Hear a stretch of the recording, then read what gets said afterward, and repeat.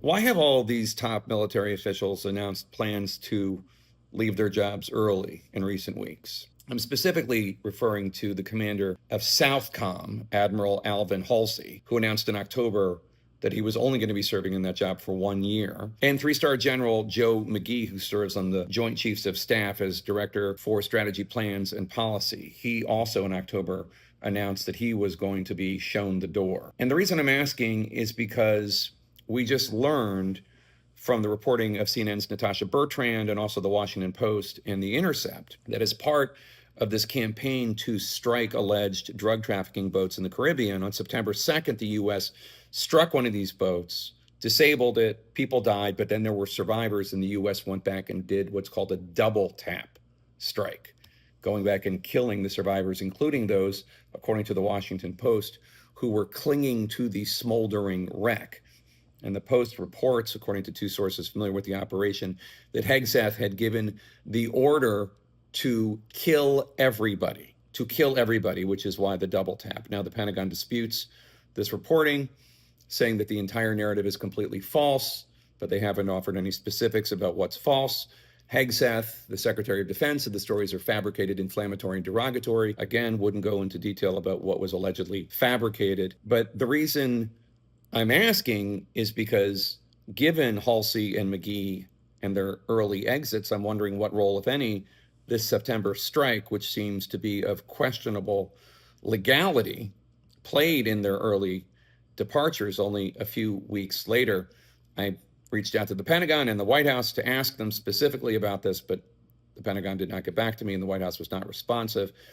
When McGee left, CNN reported that one of the issues of friction between him and Hegseth had to do with operations, including those in the Caribbean. And specifically, when Halsey left, CNN's Pentagon reporters noted that, quote, tensions had been simmering between Hegseth and Halsey for weeks before the admiral announced he was leaving, and that Southcom was concerned about the operations in the Caribbean, quote, not being lawful, sources said. Now, obviously, Hegseth disputes the idea that these aren't lawful. He says they're, quote, lawful under both U.S. and international law, all actions in compliance with the law of armed conflict. But experts on this, on the left, right, and center, strongly disagree.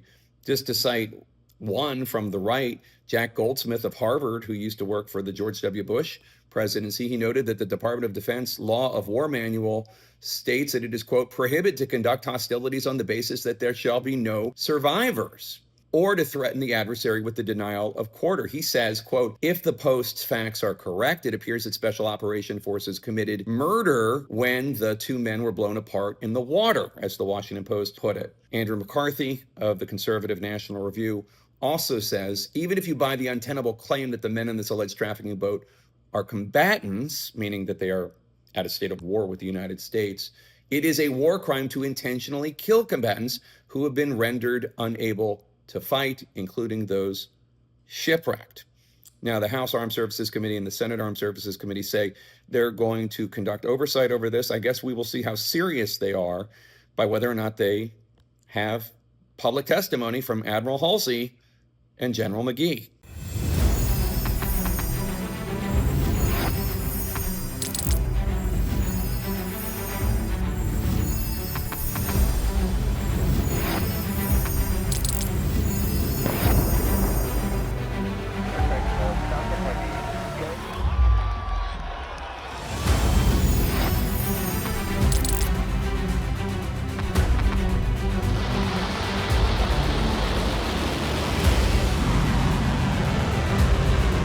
Been fighting so long and so hard that they don't know what the they're doing.